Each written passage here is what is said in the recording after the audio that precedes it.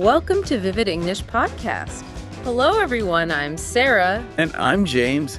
It is wonderful to be here with you today. It really is. I'm so excited for our topic today. But I have to admit, just thinking about it makes my palms sweat. What are we talking about that's making you so nervous? We are talking about the airport.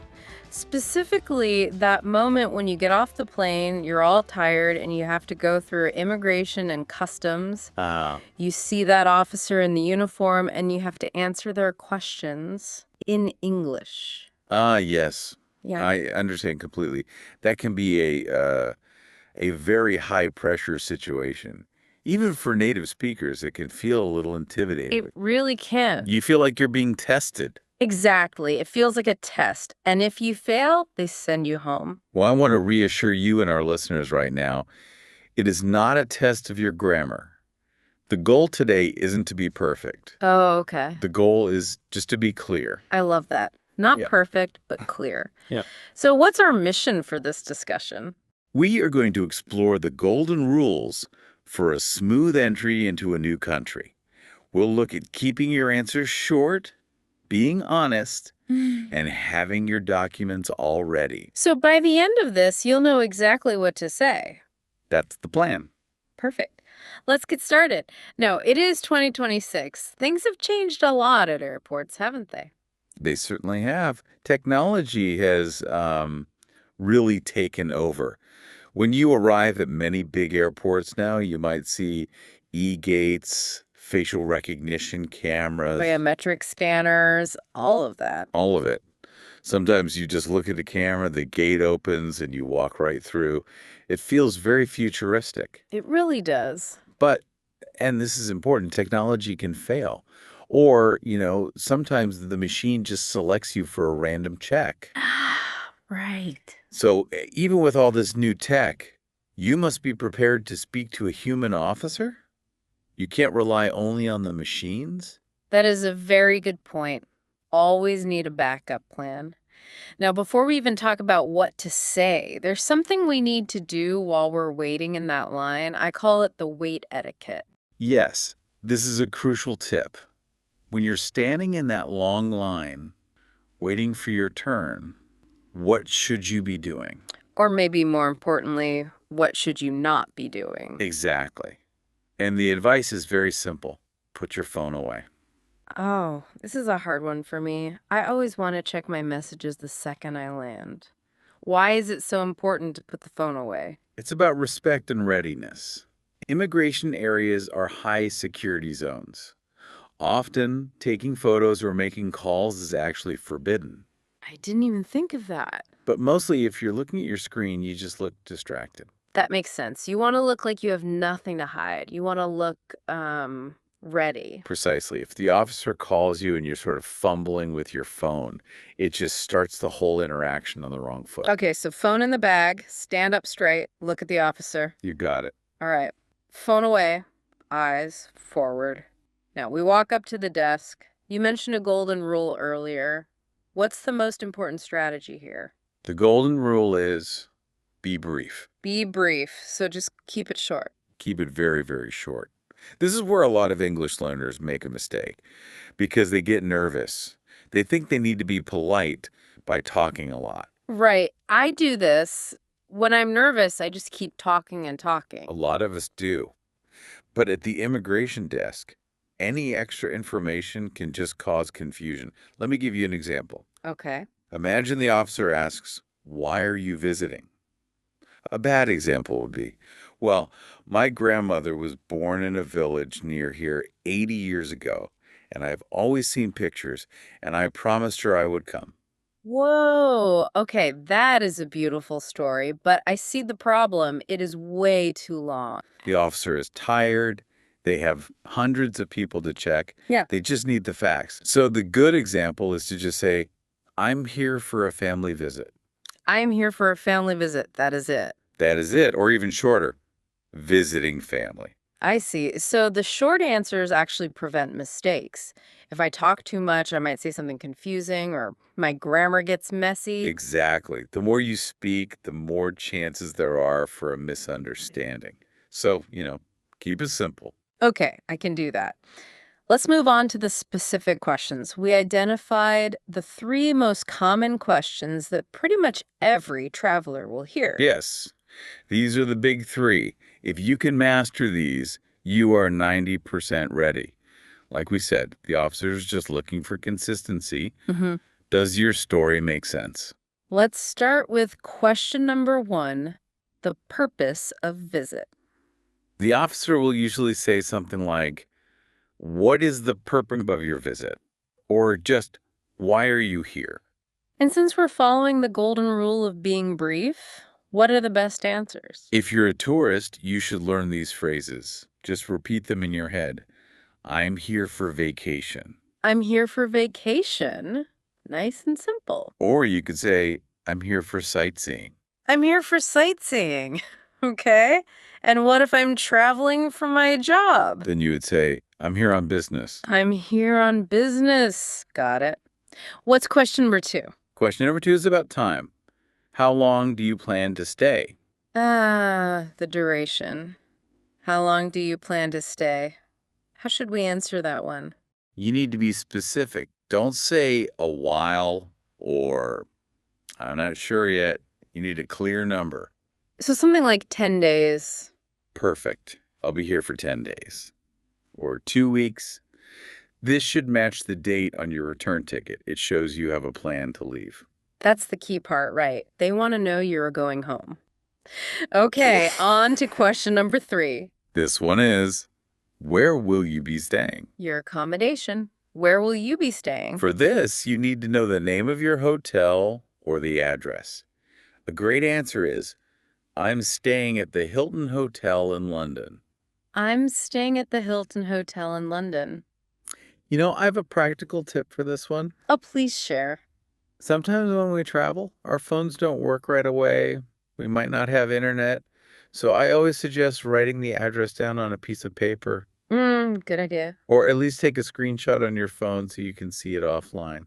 That is excellent advice because if the officer asks for the address and you can't open your email because there's no Wi-Fi, you're going to panic. For sure. Having it written down keeps you calm. Exactly. Preparation is everything. Okay, so those are the big three. But sometimes they ask a few more questions. And these can feel a bit more personal. Yes. These are the money and work questions. Why do they ask about our money and our jobs? It all comes back to the main logic of immigration. They want to make sure you are not planning to work illegally in their country. Okay. They want to know that you have strong ties to your home country and enough money to support yourself during your trip. Got it. So they aren't just being nosy, they're just doing their job. What is the question about our job? They might ask, what do you do for a living? What do you do for a living? Which just means, what is your job? Correct. And again, keep it short. I am a teacher. I'm an engineer. I work in marketing. You don't need to explain all your daily tasks. Right. Don't tell them about your boss or your big projects, just the title. I am a nurse. Precisely. Mm-hmm. And then there's the money question. How much currency are you carrying with you? And currency means cash, right? Yes, cash. They want to know if you have enough for your trip or sometimes if you're carrying too much, which can be suspicious. So I should just tell the truth. I have $500. Yes, always be honest. If you have $500, say $500. If you also have credit cards, you can say, I have $200 in cash and my credit cards. Oh, that's a great phrase. And my credit cards. It shows you have access to money. You know, I think it's important to do a little tone check here. A tone check. What's that? Well, sometimes when people hear these questions about money or their jobs, they feel offended. They think, why don't you trust me? I can get that. It can feel a little aggressive. It can. But please do not get angry. Don't roll your eyes. This is standard procedure. Just answer calmly. And if you can, smile. Right. If you get defensive, it probably makes you look more suspicious. Exactly. Keep your cool. Okay, I think we have the theory down. Should we try a little axing? I think role play is the best way to practice. Let's do it. Okay. Scenario A. I will be the tourist. You be the scary immigration officer. I'll try to be a nice officer. Okay, here we go. Good morning. May I see your passport? Good morning. Here it is. Thank you. What is the purpose of your visit? Tourism. I'm here for vacation. And how long do you plan to stay? 1 week. Where will you be staying? At the Grand Plaza Hotel downtown. Thank you. Welcome to the country. Wow. That was so fast. It should be fast. Notice how you used very short sentences. 1 week. Tourism. It was perfect. It did feel a lot easier when I kept it short. Okay, let's switch. Scenario B. You are the business traveler. I'll be the officer. I am ready. Hello. What brings you to the country today? I am here on business. I am attending a conference. I see. Yeah. Do you have any proof of this conference? Yes.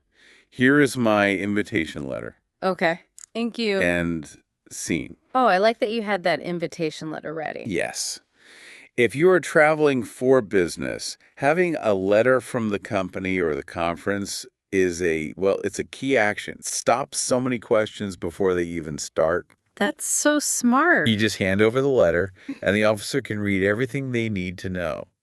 Let the paper do the talking for you. I love that. Okay, so we have survived the immigration desk. Our passport is stamped. We go pick up our bags, but we aren't free yet. No, not quite. Now we have to pass through customs. This is that area where you usually see a green channel and a red channel. Right. Green means nothing to declare, and red means goods to declare. And the officer standing there might ask one big question. Anything to declare. Anything to declare. This just means, do you have anything in your suitcase that you need to tell us about? This is usually about food, plants, expensive items, or large amounts of cash. I really want to highlight a very common mistake here.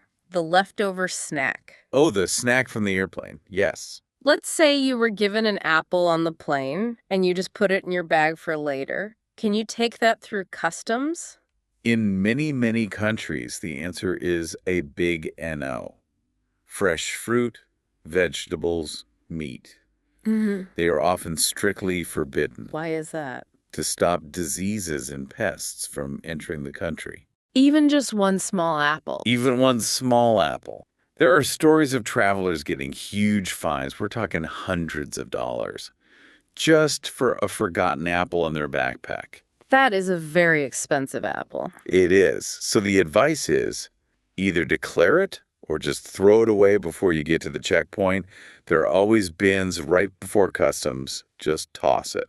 Better to be safe than sorry.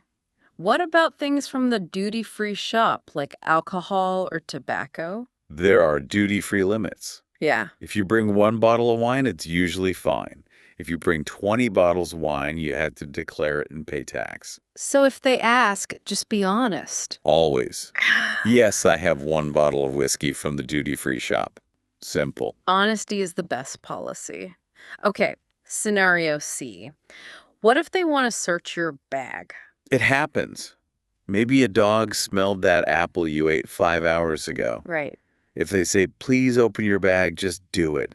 Don't argue. Don't complain. Just stand back and let them look. Yeah. If you're polite, it will be over in 2 minutes. Grace under pressure. Okay. I like it.